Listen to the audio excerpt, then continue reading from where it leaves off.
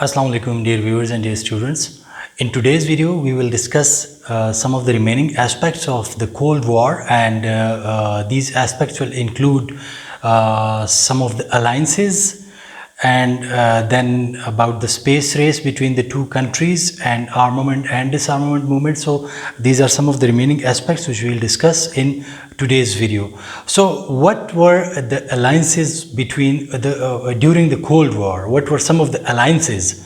So one major alliance among the capitalist countries, or among the US and its allies, was that of NATO, the North Atlantic Treaty Organization, and its rival was the Warsaw Pact. Then it was CIA was also established during the Cold War. At the beginning of the Cold War, KGB was working over there. Then CENTO were also some of the alliances. Then there was a movement known as a non-aligned movement. So these are some of the alliances of the Cold War. The North Atlantic Treaty Organization, it was established in 1949, and the United States of America was heading this North Atlantic Treaty Organization, or the NATO. On the other hand, the Soviet Union had its own alliance against the North Atlantic Treaty Organization, which was established in 1949, the NATO. Then the Soviet Union alliance, it was established in 1955, and that was the Warsaw Pact. So this was the Soviet Union, and its satellites were the members of the Warsaw Pact. Then we had a movement known as the non-aligned movement, and this non-aligned movement, its first conference was carried out or held in Bandung, Indonesia in 1955, and this was a movement mostly the developing and underdeveloped countries. They were part of this alliance, and they were of the opinion that they should neither join Soviet Union nor the United States of America. Rather, they should adopt a neutral path, and that is the non-alignment or the non-aligned movement. Non-alignment movement.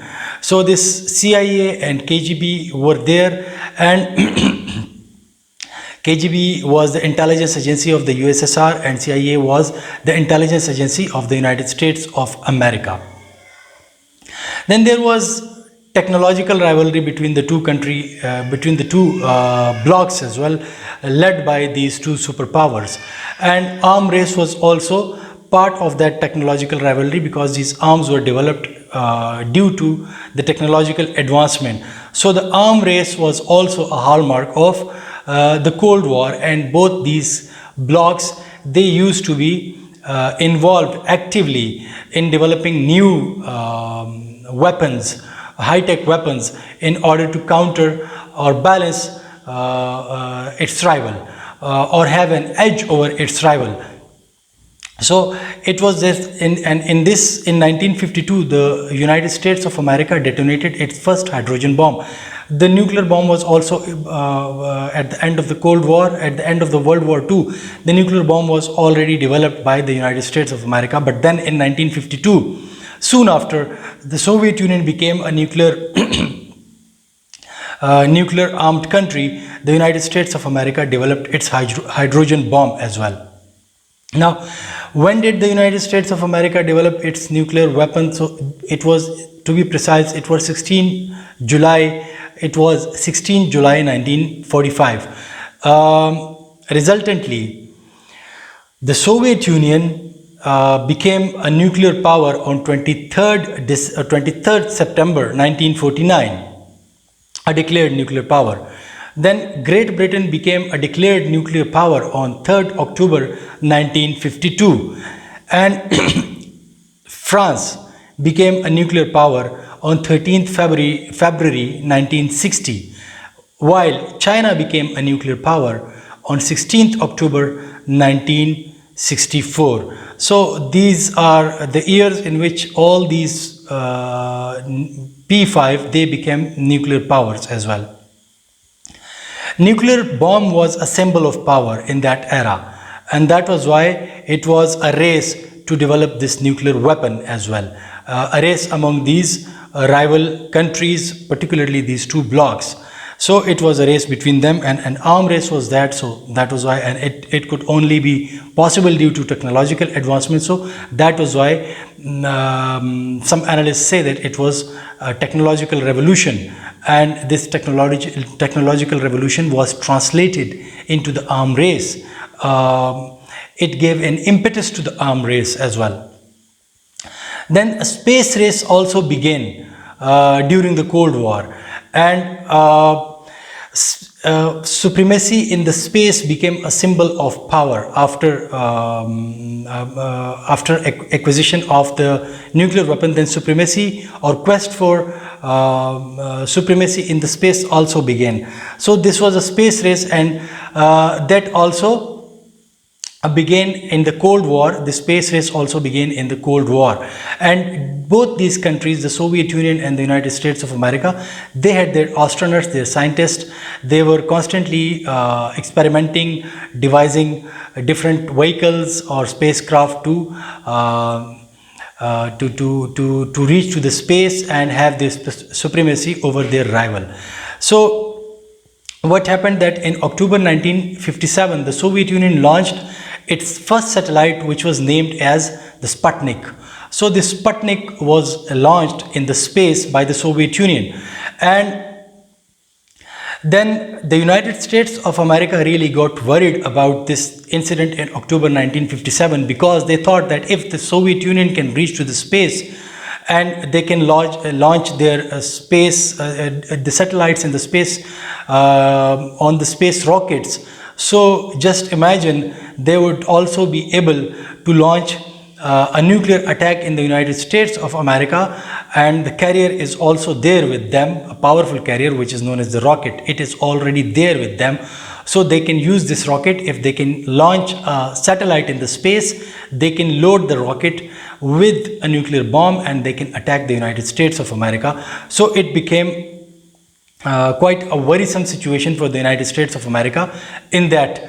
Then Soviet Union was able in 1961 to send its first manned mission to the space, and the man who first reached to the space, that astronaut, his name was, forgive my accent if I couldn't pronounce this name properly because it's a Russian name, that is Yuri Alexeyevich Gagarin. Yuri Alexeyevich Gagarin. So he became the first man who could reach to the space, and he was a Soviet national. So that Yuri Gagarin, he became the first man. Then the United States of America in 1962, it also they also sent their first man to the space, and the name of that man was John Glenn. And then in 1967, they had an Apollo manned lunar mission. They launched a manned lunar mission, Apollo. So they were experimenting to land on the moon as well. And in 1969, they successfully landed on the moon. So Soviet Union was the first one to send a man to the space, to reach to the space first and then send a man to the space. The United States of America was second in this race, but it landed on the moon. So it became, it had an edge over the Soviet in this regard, that it landed first on the moon, and that was the first ever mission. And then I think that afterwards nobody even reached to the moon. But that mission over there, they installed the flag of the United States of America just to let the posterity know that they were the first, this nation was the first which reached to the moon. So it was the United States of America. And the man who was leading this mission was Neil Armstrong. So he landed, he was the first man who landed on the moon. The name of that man was Neil Armstrong. But then what happened that afterwards the race was almost over, because it was quite an expensive race between the two, and a lot of money was pumped into those missions, and then both countries realized that it is not feasible for them to have such a huge spending on sending missions after missions to the space. So they should use the space, as I have already discussed that in the international law lecture, that then it was decided that space would not be used for the purposes of war. It could only be used for research, for scientific research. So then they agreed in that. Soviet Union also made a few attempts to land on the moon, but those attempts were failed, and one such attempt was made in 1969. Then in 1972 these attempts were made, but Soviet Union could not be succeeded in that. Then that was, some analysts say that was the beginning of the end, because Soviet Union was spending a lot of money and Russia was declining, or Soviet Union was declining economically. It was spending a lot of money on these expeditions, but it was on the decline. So it could not afford to spend more money, because it had its economic indicators were not showing a positive sign in the Soviet Union. So that was why it was then it had to curtail, because it had to spend money to even import food for its citizens from the West, particularly the United States of America. It was purchasing even food items from the United States of America to meet its food demand. So that was a problem with the Soviet Union, and then it had to put an end to such kind of expeditions. Then there was a time for reforms in Soviet Union when Mikhail Gorbachev became the president of Soviet Union in the 1980s. So then since there was Afghan war going on, and he could not afford losing the Afghan war, but he was also of the view that the Soviet Union should have a separate set of, or a different set of policies now, because the world was advancing and people were going for openness and transparency. So Mikhail Gorbachev introduced his policy of perestroika glasnost, so which was meant that accountability and transparency. So that was a problem for the Soviet Union. In the 1980s and 90s, even the German, the East Berlin and that Berlin Wall was also demolished. Protesters came out to the streets. They did not approve of that wall anymore, and the Soviet troops were standing over there. But the Soviet troops had orders that they should not retaliate. So when they had this order, and there was confusion among the Soviet troops as well, whether they should retaliate or not, but they were confused about an order which was passed in one of the parliamentary sessions in the Soviet Union. So they had this confusion, and people in Berlin, in West Berlin and East Berlin, they came out to the streets. There were some crossings in the wall, so they reached to the crossings, and the soldiers could fire at them, the Soviet soldiers, but they did not. And the people started crossing that wall. And it was after a speech of Mikhail Gorbachev that they heard on the radio, and then aligned with that parliamentary debate as well. So they misinterpreted that the Soviet troops also could not react appropriately at that time, and that was why the Berlin Wall, they started demolishing the wall the next day, and the Soviet did not stop them. When they did not stop them, so the Berlin Wall was in this, it was torn apart. So when it was torn apart, then analysts say that was the end of the Soviet supremacy in that region, or over the regions, over the areas in which it was ruling, it had an authority. So it was the end of that supremacy. Mikhail Gorbachev and President Reagan, they agreed to ease down the tension, which is known as the detente. So they agreed to ease down the tensions and have friendly relations with each other. Then they also agreed on the arms reduction, because this advancement in arms, or the arm race, it was sucking a lot of money from the exchequers of both these countries, but Soviet Union could not afford that. So it agreed on that arm reduction with President Ronald Reagan, and in 1991 the Soviet Union collapsed, and there were internal, it not only collapsed, it imploded. People came out on the street of Moscow, led by Boris Yeltsin, who later on became the president of Russia after the collapse of the Soviet Union. So led by Boris Yeltsin, they came out on the street of Moscow, and they demanded for a revolution, they demanded for openness, they demanded for their independence. And states like Georgia and all of the rest of the states in Soviet Union, they also demanded for their independence. And Mikhail Gorbachev was there to enjoy his vacation in Georgia, which was his hometown.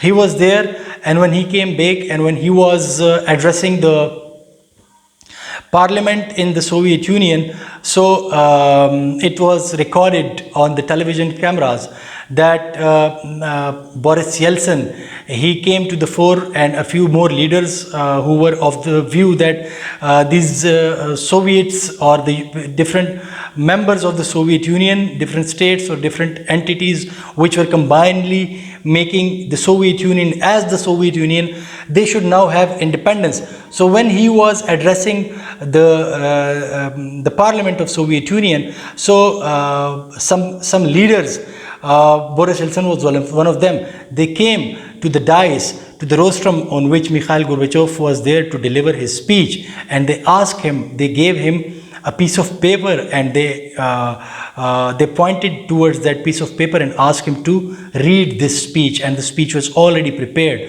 for him. And in that speech he announced that the Soviet Union could not be sustained anymore, the Soviet Union could not survive, and such countries can have their independence from the Soviet Union. So this was how it came to an end. And then the United States under President Ronald Reagan increased diplomatic, military and economic pressure on the Soviet Union as well. So all these things were going side by side. On the one hand, they were defeated in Afghanistan. On the other hand, there was the Berlin Wall was torn apart by the common people, and the Soviet troops could not retaliate. Then internal demands for independence from within the Soviet Union were also coming out. So all these things were happening side by side. The economy of the Soviet Union was being collapsed. So all these things, when they came together, so the Soviet Union could not sustain the pressure from all the quarters, and it collapsed. So it was the story of the collapse of the Soviet Union. And then some of the arms reduction, you might say, some of those agreements include, just for your understanding, just for your knowledge, some of those agreements include like the Intermediate Nuclear Force INF Treaty was signed in 1987. Then in 1989, most famous symbol of the Cold War, that was the Berlin Wall, so it came down. Then in the mid-90s, all those Soviet republics which I have been mentioning, they in the mid-1990, the year 1990, not in the mid-1990s decade, in the year 1990, in the mid of that year, these republics, they demanded for their independence. So it was like this, and then in late 1991, 15 states came out of the womb of Soviet Union, and among those 15 states, these Central Asian republics were also these were also some of the states among those 15 states. So in 1991, on 8 December 1991, the Soviet Union ceased to exist anymore. So it was how it came to an end, and that was how the Cold War came to an end in 1991, in December 1991. And it was a huge announcement when it was made on the television screens, and people all over the world, they could not believe that such a giant could collapse, but it collapsed. And it was how then afterwards, after the Cold War, the United States of America, it became the sole superpower of the world. So when the United States of America became the sole superpower of the world, then it implemented its own rules and regulation for trade in 1995. All the countries agreed, this including the Russia, they agreed with the United States of America in signing this WTO World Trade on the agreement of WTO World Trade Organization. In early 1990s, after the collapse of Soviet Union, the United States of America, Saddam Hussein attacked Kuwait, and the United States of America came to the rescue of Kuwait. So there was a first Gulf War in the early 1990s, side by side.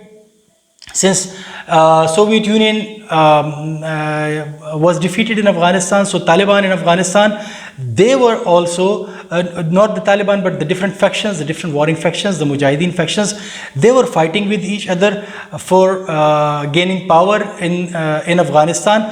So there was a chaos in Afghanistan. The United States of America, its purpose was served, so it was least concerned with the happening in Afghanistan anymore. So Pakistan was left to deal with the situation on its own. General Zia was killed in a plane crash in Pakistan. So all these things were going forward. The United States of America had reached to the Gulf countries, and because it was there to defend Kuwait from the atrocities of Saddam Hussein, and then Saudi Arabia was also worried about the advancement of Saddam Hussein. So Saudi Arabia also gave way to the United States of America, rather invited it for its security. So the US troops came to the Gulf region, and then the WTO happened in 1994. Taliban started their movement because of the chaos, internal chaos in Afghanistan. All these warring factions in this war, Lordism was there. So the reactionary force of Taliban came to the fore. They, city by city, town by town, they started capturing different areas in Afghanistan. And by 1996, they had established their rule in the 95% of Afghanistan. Only 5% of the region of Afghanistan, which was up north in Mazar Sharif, it was in Masood's reign, and the rest of the Afghanistan, it came under the Taliban. So then these fighters, these Arabs, they were also there in Afghanistan with the Taliban. These Taliban fighters, they were in the fighting groups of different Mujahideen factions. So they were in those groups, so they were fighters. They had good relations with the Arabs who have been fighting alongside the Mujahideen against the Soviet Union, and the Saudi Arabia and the United States of America, they had installed, along with Pakistan, they had installed these fighters in Afghanistan. So now they all of them were there, and the situation was cooking up, things were cooking up. And in 2001, when the 9/11 occurred, then the United States had to come back and attack or oust the Taliban and start a war against terrorism. And afterwards, the situation is clear. I have already covered that in my three video series made on the topic of the new Cold War. So part of it has been covered. If you are interested in knowing about the development in Afghanistan from 1979 up till 2001 or up till now, so you can ask me, and I will try to come up with a series of videos explaining all the things, particularly keeping in focus the Afghan theater, and then how situation deteriorated and what were some of the actors which have been involved in Afghanistan, which are involved. But as far as the Cold War is concerned, it came to an end in 1991, in December 1991. Thank you very much for watching. Inshallah, see you in the next video with a new topic of international relations. Up till then, take care. Goodbye.